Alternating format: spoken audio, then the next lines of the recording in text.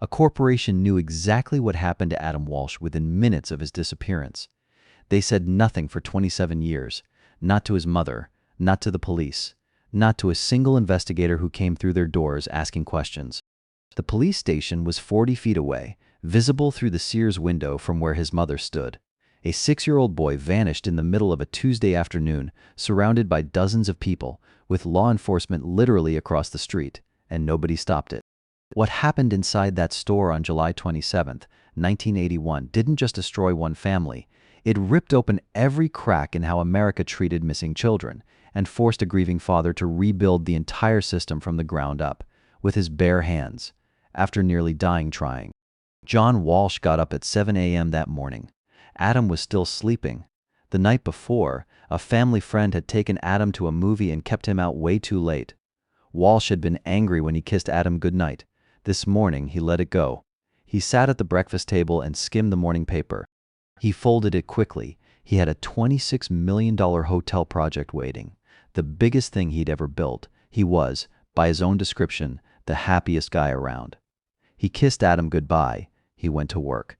He never saw his son again.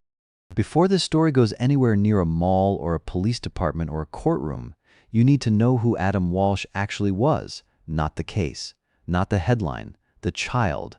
That morning, Adam sat on the den couch with an orange popsicle, watching Sesame Street while his mother made the beds. He was 6 years old, 3'6", and proud of every inch of it. Sandy blonde hair, hazel eyes, a face so covered in freckles that his father once joked if you could order a son out of a catalog, that would be Adam. He loved baseball. He loved drawing. He called his mother Mommy and his father Daddy. He was shy. Not the kind of shy that's really just a performance, the kind that gets dropped the moment a camera appears.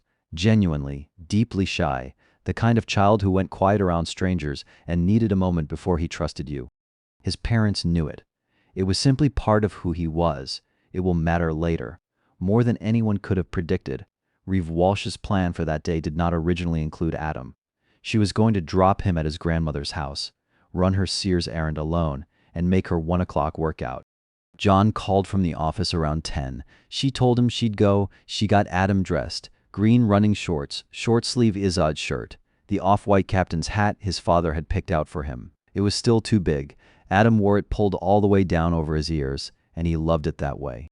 Then, against the sneakers Reeve had told him to put on, Adam slipped on the yellow flip-flops they called his slaps. Reeve noticed. She let it go. They left just after 11. First stop, St. Mark's Lutheran School, 1 mile from the house. A $90 check for Adam's second-grade registration. The woman at the front desk was on the phone. Reeve laid the check on her desk, turned around, left, Adam beside her the whole time. Captain's hat over his ears, flip-flops where his sneakers should have been. Hollywood Mall was 1 mile from St. Mark's. Reeve parked on the north side, near the receiving dock, her usual spot. She held Adam's hand crossing the parking lot. She always did. They walked through the north entrance, past guest services, into the cool air of the Sears, and that was when Adam saw it. Under the fluorescent lights, set up right there in the toy department, was a brand new Atari 2600. In 1981, this was not just a toy. It was something that had never existed in a living room before. A screen that played games with 2 controllers and the promise of a world you could actually step into.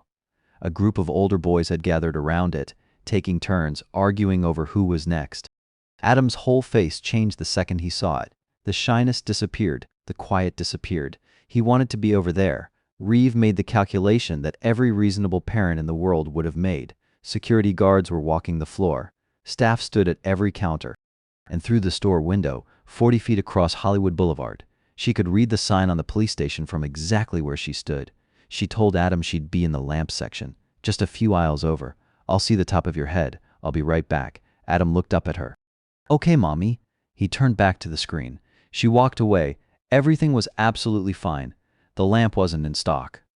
The saleswoman was at lunch. Reeve left her name and number on a slip of paper and walked back toward the toy department. 10 minutes, 15 at most, the Atari sat dark. Both controllers rested on the carpet, like something set down mid-sentence by someone who meant to come back. Every boy who had been standing there was gone. The toy department was empty, not just of her son, of everyone. The fluorescent lights buzzed overhead. The store moved around her, shoppers, staff, the ordinary noise of a Tuesday afternoon, and the spot where Adam had been standing was just carpet. She called his name. She called it again. She didn't know yet where her son was, but someone in that building did. And they were already deciding what their silence was worth. 12 minutes before Reeve came back to the toy department, a fight broke out. 4 boys, 1 Atari controller, 1 argument over whose turn it was. A store manager called security. And the person who showed up was a 17-year-old girl named Kathy Schaefer, part-time employee, plain clothes, 0 training for anything beyond basic crowd management. She looked at the 4 boys and made a decision. 2 of them were black, 2 of them were white. She pointed. Black boys out this door. White boys out this door.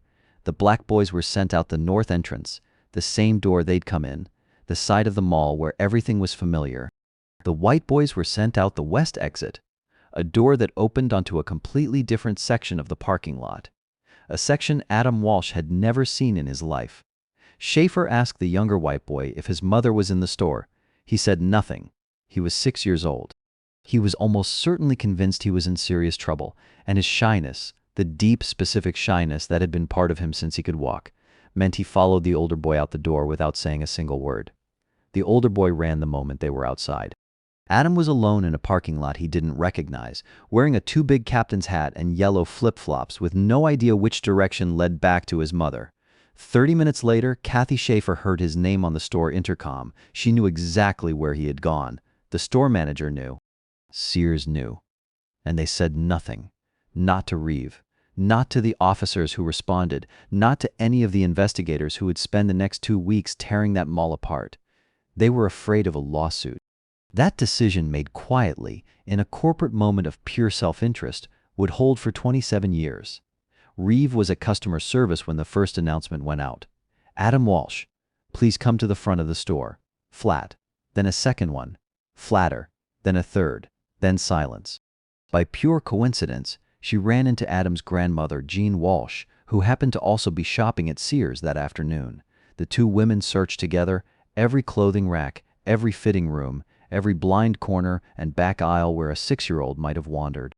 Jean Walsh was looking for her grandson. Reeve Walsh was looking for her son. They found nothing. At 1:55 p.m., nearly 2 full hours after Adam was last seen, Hollywood PD was finally called. It took 45 minutes for a uniformed officer to arrive. John Walsh had raced 45 minutes from his office in Miami, driving as fast as he could after getting the call. He arrived to find Reeve at a payphone she had used so many times that afternoon the receiver felt warm. He walked straight to the officer on scene. "Where's the SWAT team?" The officer looked at him. "Hey, cowboy, slow down. I don't like your attitude. Most kids walk home by themselves." Walsh stared at him. "This is a 6-year-old boy. We live 5 miles from here. He has never walked anywhere alone in his life. I want a detective. I want your supervisor. Where the hell is the cavalry?" There was no cavalry. Walsh understood that in that moment with complete clarity. He and a business partner walked into the Hollywood Police Department that afternoon and didn't leave for 2 weeks. They set up their own phone tap at home in case a ransom call came. Walsh handed strangers cash to fill their gas tanks and search the surrounding roads. Because if the police weren't going to do the job, he was going to do it himself. What John Walsh ran into in those first days wasn't just one incompetent officer. It was a system that had never been built to handle this at all. In 1981, there were no Amber Alerts. The National Center for Missing and Exploited Children did not exist.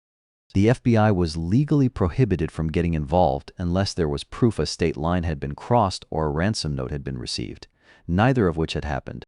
Missing children were not entered into the NCIC, the National Crime Information Computer that tracked criminals across the country.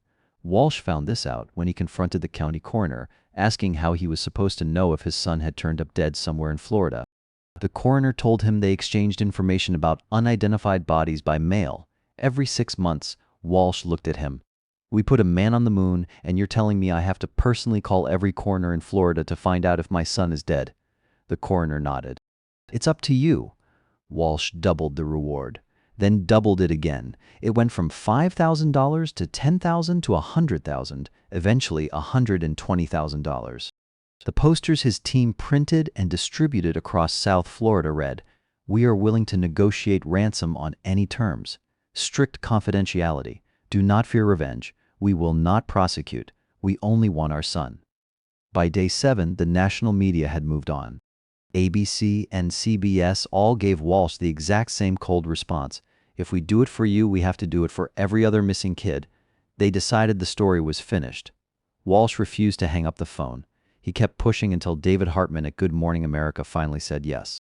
Walsh and Reeve were booked for August 11th, a Tuesday morning, national broadcast, the largest platform they had ever been given. Their one real chance to put Adam's face in front of the entire country.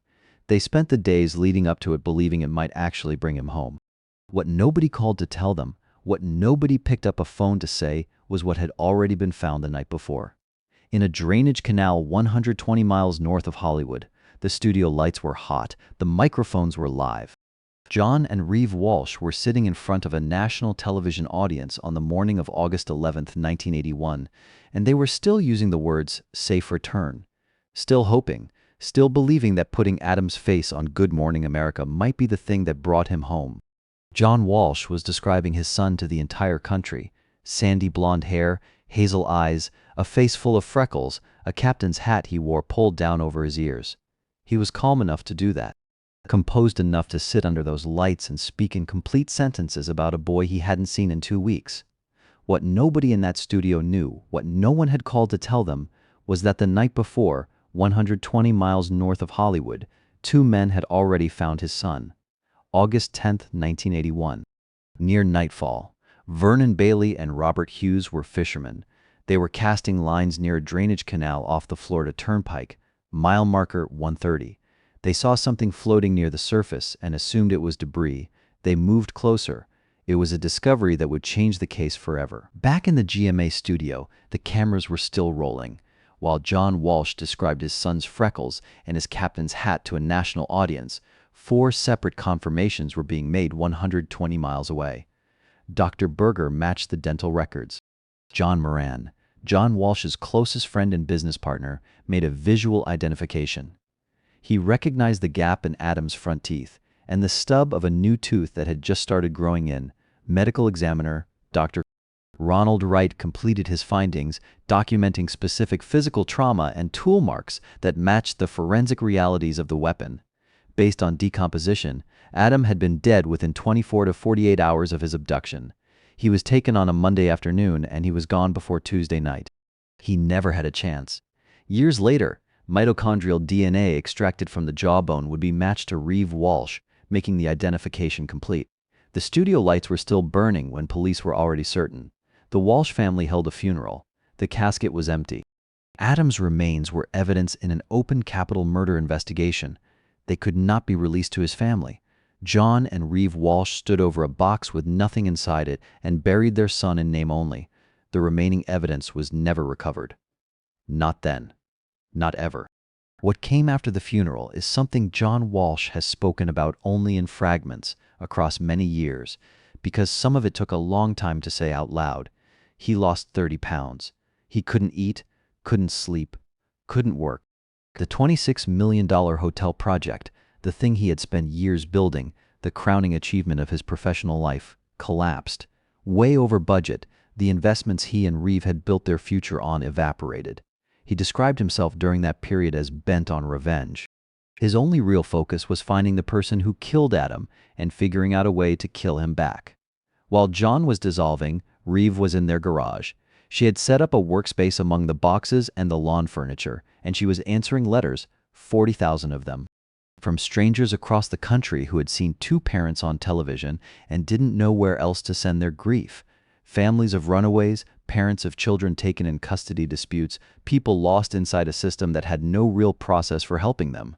Reeve read every letter. She answered as many as she could. And one night, at what John Walsh has described as the absolute lowest point of their lives together, she looked at him and said something that neither of them has ever forgotten. "We forgot who the real victim is. Adam is. Let's make sure he didn't die in vain." Before those words had time to fully land, John Walsh did something that tells you exactly where his head still was. He went to the Broward County Medical Examiner's office to collect Adam's remains. He wanted to bury his son properly. With something in the casket The medical examiner told him no. The remains were evidence in an open capital murder case and would stay that way until the case was solved. Walsh sat across from this man and, for the first and only time, admitted that the despair was overwhelming, that ending his own pain felt like the only path left. The medical examiner looked at him and didn't soften it. "You'd be a coward," Walsh pushed back. "I'm not a coward." "I know you're not," the ME said. "Then get back in the ring. Fight for that little boy. Go out there and change the system." Walsh has described that conversation as the moment something shifted. Not healed, not resolved, shifted. "I still have the heartache," he said years later. "I still have the rage, but I learned how to do one thing really well, how to catch these bastards and bring them back to justice. I became a manhunter." 4 days after the funeral, before a single suspect had been charged, before the investigation had produced anything resembling a solid lead, John and Reeve Walsh founded the Adam Walsh Outreach Center for Missing Children, out of their garage. Because nobody else was going to do it. The killer was still out there, and the investigation that was supposed to find him was about to collapse. Not because evidence was hard to find, but because of what the people running that investigation chose to do with the evidence once they had it. The Hollywood Police Department did not fail to find evidence in this case. They found it, they tested it, they photographed it, they stored it, and then piece by piece they lost it, degraded it, sold it, and ignored it. What follows is not a story of bad luck, it is a story of decisions. The first decision involved a car. Otis Toole's 1971 Cadillac Sedan DeVille was processed by the Florida Department of Law Enforcement shortly after he became a suspect. Investigators applied luminol to the interior. The driver's side floor lit up with blood. The carpet was cut out, tagged, and transported to a storage facility in Jacksonville, where it was to wait for collection by Hollywood PD. Hollywood PD never came. The carpet sat in that facility while the investigation drifted in other directions. The Cadillac itself was eventually sold for scrap in 1985. The single most important piece of physical evidence in the entire case, a blood-soaked section of carpet that could have placed Adam Walsh in that vehicle, was left in a storage room until it simply ceased to matter. The second decision involved 98 photographs. When FDLE processed Toole's Cadillac, they shot 98 frames of film documenting the interior, 98 photographs of a car belonging to the prime suspect in a child murder. No one at Hollywood PD ever ordered prints. The negatives were filed away and forgotten. They sat in storage for 25 years. In 2006, a retired Miami Beach homicide detective named Joe Matthews, hired privately by John and Reeve Walsh to re-examine the case from scratch, tracked down those negatives and ordered prints for the first time. He was the first human being to ever look at them. In one image taken of the carpet behind the driver's seat, something appeared in the blue glow of the luminol, a distinct physical impression left in the fibers. It was an image so hauntingly recognizable that when Reeve Walsh saw that photograph, she said 4 words, "That is my child." The third decision involved a machete. Investigators located a weapon connected to Toole, found at a business he had ties to, matching the murder weapon he had described in precise detail. Brown wooden handle, black electrical tape wound around the grip to prevent blisters, green canvas sheath. It was exactly what Toole said it would be. The machete was submitted for forensic testing in 1983. During the original testing process, the evidence was degraded beyond any possibility of recovery. The testing itself destroyed what it was supposed to analyze. The fourth decision involves 2 missing documents. Adam Walsh's dental records, the records used to identify his remains, went missing from the case files. They had passed through 2 separate medical examiner offices and Hollywood PD. No one could account for where they went. And separately, when investigators later went looking for the autopsy report on Adam Walsh, they discovered something that should be impossible. The chief pathologist who performed the examination admitted he never wrote one. The foundational document of the entire murder case, the official record of how a 6-year-old boy died, does not exist. The fifth decision is the one that still makes people set down whatever they're holding when they hear it. In 1988, 7 years after Adam's murder, 5 years after Toole first confessed, Otis Toole wrote a letter from his prison cell to John Walsh. In it, he offered to reveal the location of Adam's body. His price was $5,000. Walsh received the letter and immediately handed it to the Hollywood Police Department. He assumed they would forward it to the district attorney. It was evidence it was an active lead in an unsolved murder. It was potentially the last chance to find the rest of his son. Walsh discovered the truth years later while writing his 1997 book, Tears of Rage. The letter was never forwarded to the district attorney. Never. And it all happened because Hollywood PD was busy chasing something else entirely. While the carpet was going uncollected and the photographs were going unprinted, the department had developed a theory about who killed Adam Walsh. It centered on a man named James Campbell, nicknamed Dudley, a family friend who had lived in the Walsh household for 4 years and was present the morning of July 27th. Investigators had also discovered that Campbell had been involved in a 3-year affair with Reeve Walsh. Hollywood PD pursued him with a focus that one of their own officers would later describe without flinching. "We did everything short of beating him. We violated his civil rights in our pursuit of him." Campbell passed 2 separate polygraph examinations. He underwent hypnosis. He was interviewed multiple times over multiple months. He had nothing to do with Adam's murder. But the department's obsession with the love triangle theory meant weeks became months, months became years, and the real evidence sat in storage rooms collecting dust while the real trail went permanently cold. On July 22, 1983, 2 days before the statute of limitations on a civil claim would expire, John and Reeve Walsh sued Sears for wrongful death and negligence. The lawsuit argued that the Atari display had functioned as bait, that Sears was aware predators targeted the toy department, and that ejecting a 6-year-old child without first locating his parent was negligence. Sears responded by blaming Reeve. Contributory negligence, their lawyers argued. She left him alone. Then they went further. They subpoenaed the active police files, a legal move that risked exposing investigative materials in a civil proceeding and potentially destroying any future criminal prosecution. And they threatened to drag the affair into open court, in front of cameras, in front of the world. The Walshes dropped the lawsuit. They had a country to change, and they couldn't do it from inside a courtroom fighting a corporation that had decided their private grief was a weapon. Joe Matthews arrived in 2006. He painstakingly read all 10,000 pages of the case file, uncovering evidence that had been overlooked for 2 decades, leads that were never followed, witnesses who were never called back, and 98 photographs that had been sitting in a storage file since 1983, never printed, never examined, never seen by human eyes until he ordered the prints himself. Everything Matthews found pointed in one direction. But when you read those 10,000 pages in full, 2 names keep surfacing. And they point in completely different directions. One of them is a man who confessed to this murder 24 times. The other is a man who denied it once, and then said something to an FBI agent that has never stopped haunting him. 2 men, neither alive to face a jury. The evidence pointing to each of them is real. The evidence against each of them is also real. This part will not tell you who killed Adam Walsh. It will show you exactly why. More than 40 years later, the question is still open.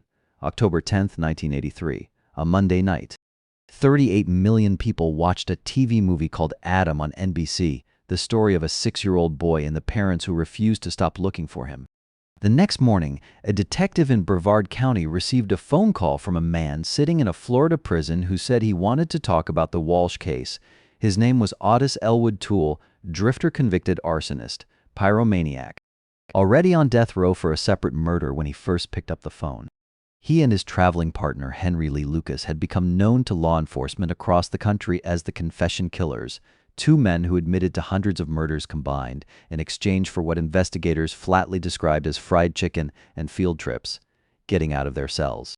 Eating free food, riding in police cars to show detectives where bodies were buried.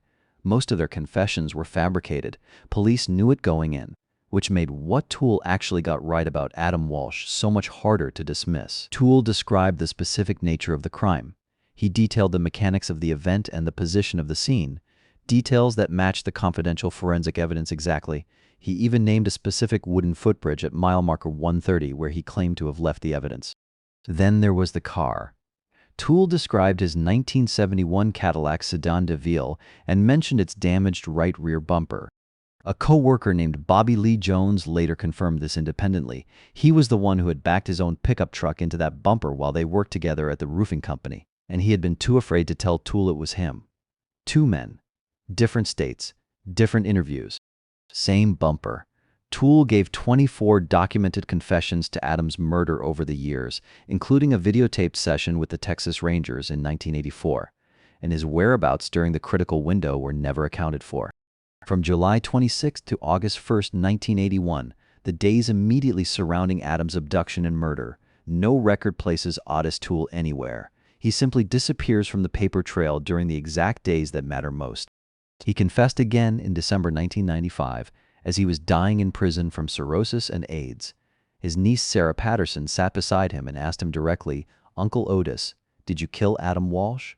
He said, "Yeah, I always felt kind of bad about it." A prison nurse also heard him speak of Adam's murder in those final months. Confidentiality rules prevent her from confirming it publicly to this day. Otis Toole died on September 15, 1996. He was 49 years old. When his body was released, no family member came to claim it. He was buried in a prison cemetery. Now hold everything you just read in your head and consider this. On July 27, 1981, while Adam Walsh was standing at an Atari display in Hollywood, Florida, a 21-year-old named Jeffrey Dahmer was living in Miami Beach, 20 minutes by car from that mall. He had been discharged from the Army earlier that year, flown to Florida instead of going home, and spent weeks broke and sleeping on public beaches before landing a job at a sandwich shop called Sunshine Subs and its sister restaurant, Mr. Pizza. 8 employees of those 2 restaurants later confirmed the same thing to investigators. The restaurants shared several delivery vans that employees could access without permission. One of those vans was blue. In the earliest days of the Walsh investigation, blue van sightings were the single most common tip Hollywood PD was tracking. Bill Bowen was a television producer walking toward the Hollywood Mall that afternoon. He heard a loud altercation coming from the parking lot near a blue van. He stopped. He saw an altercation in the parking lot involving a man forcing a young child into a vehicle against his will. The witness watched as the vehicle sped away, realizing only later the significance of what he had just seen. At the same time, inside the mall, a Miami Herald press operator named Willis Morgan was watching a thin, disheveled blonde man with a sharp chin move through the building. Something about him felt wrong. Morgan followed him all the way to the toy department, the last place Adam Walsh was ever seen. Bowen and Morgan didn't know each other, but in 1991, when Dahmer's photograph appeared in newspapers after his arrest in Milwaukee, both men saw the same face. They called the Hollywood Police Department on the exact same day.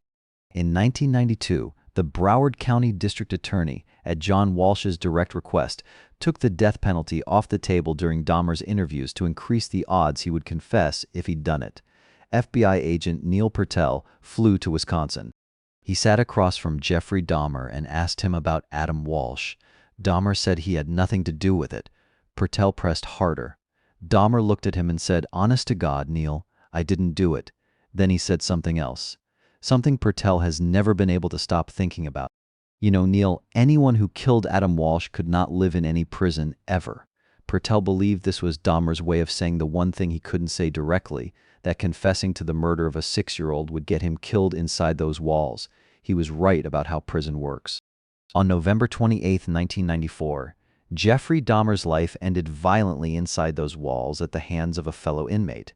Dahmer's own words, spoken to an FBI agent 2 years earlier, proved exactly true.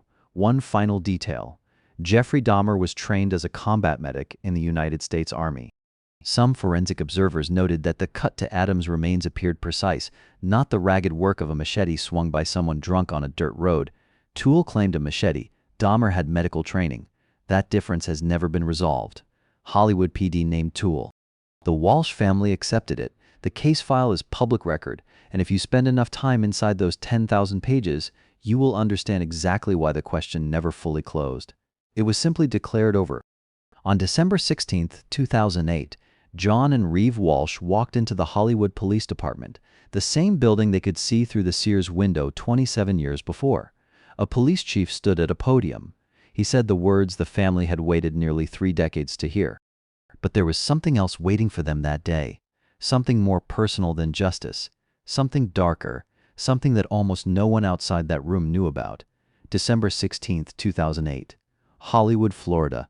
John and Reeve Walsh walked through the front door of the Hollywood Police Department. Their 3 children, born after Adam, raised in his shadow, carrying a brother they never met. walked in beside them. It was the same building, the same city, the same department that had lost the carpet, sold the car, never printed the photographs, never forwarded the letter. Police Chief Chad Wagner stood at a podium and looked at the family he owed 27 years of answers to. He didn't look away. Our agency has devoted an inordinate amount of time seeking leads to other potential perpetrators rather than emphasizing Otis Toole as our primary suspect. Otis Toole has continued to be our only real suspect. If Otis Toole were alive today, he would be arrested for the abduction and murder of Adam Walsh. What was there was everything that was in front of our face for years. This case could have been closed years ago. Then came the apology. For the carpet left in a Jacksonville storage room, for the car sold to a scrapyard, for 98 photographs that sat in a filing cabinet for a quarter century, for a letter from the killer himself that was handed to police and never reached the district attorney. For every decision that allowed a man to die in prison without ever standing in front of a jury for what he did to a 6-year-old boy. Wagner said it plainly, in front of cameras, with the Walsh family in the room. Reeve Walsh said afterward that his words penetrated my soul. What happened next is something John Walsh didn't talk about publicly for years, after the cameras were turned off, after the press conference ended. After the reporters filed out and the room went quiet, the Walsh family received something they had been waiting for longer than any apology, longer than any official declaration, longer than justice itself. People don't know this, Walsh said at an event years later. But they kept Adam's remains in the morgue for 27 years, saying, "You can't lay your child to rest because it's an open capital murder." We could never get Adam's remains while the case was botched. December 16, 2008 was not just the day the investigation closed. It was the first day the Walsh family could bury their son. The casket at his funeral in 1981 had been empty. His remains were evidence, untouchable, locked inside a system that couldn't solve its own case. The one at his burial, 27 years later, was not. John and Reeve Walsh finally put their boy in the ground. All of him together. Before that day ended, John Walsh stood at the podium himself. For 27 years we've been asking, who could take a 6-year-old boy and murder him and decapitate him? Who? We needed to know. We needed to know. And today we know. The not knowing has been a torture. But that journey's over. He turned to face Reeve directly. In front of every camera in that room, in front of the whole world, you always never lost focus of who the real victim was. You never didn't drive this train, Reeve. That little boy was the real victim. The words she had said to him on the worst night of their lives, in a garage, surrounded by 40,000 letters from strangers, when he had nothing left and she found the only thing that could pull him back, came back around. Across 27 years. He gave them back to her in a police station. Front of the world. America's Most Wanted ran for 23 years. More than 1,200 fugitives captured. At least 17 people from the FBI's 10 Most Wanted list brought in because someone recognized a face on a TV screen and picked up the phone. In 2003, a broadcast described a street preacher who called himself Emmanuel. His ex-wife was watching. She called the hotline and identified him as Brian David Mitchell, a man who had climbed through a window 9 months earlier and taken a 14-year-old girl named Elizabeth Smart from her bedroom at knife point. Mitchell had told Elizabeth every single day that if she tried to run, he would kill her family. A Utah police officer recognized her on a street. Her father, Ed Smart, came to the station. He walked through a door and saw his daughter standing there alive. Ed Smart called John Walsh afterward. "You couldn't get Adam alive," he said. "You couldn't get Adam back when he was missing, in spite of everything you did, but I believe you saved Elizabeth's life." Walsh said, "We finally got somebody back. Got one back, Liv." To her loving family. The National Center for Missing and Exploited Children has taken more than 5 million calls on its 1-800-LOST hotline since it opened in 1984. More than 426,000 missing children have been recovered because of it. The Missing Children's Act became law in 1982, the first time missing children were entered into the FBI's national database. Code Adam was implemented across major retailers in 1994. Every store in America now locks down completely when a child is reported missing inside it, named for a boy who walked out of a door he'd never used before. On July 27, 2006, exactly 25 years to the day after Adam Walsh disappeared from a Sears toy department, President George W. Bush signed the Adam Walsh Child Protection and Safety Act into law on the South Lawn of the White House. John and Reeve Walsh stood there and watched their son's name become permanent.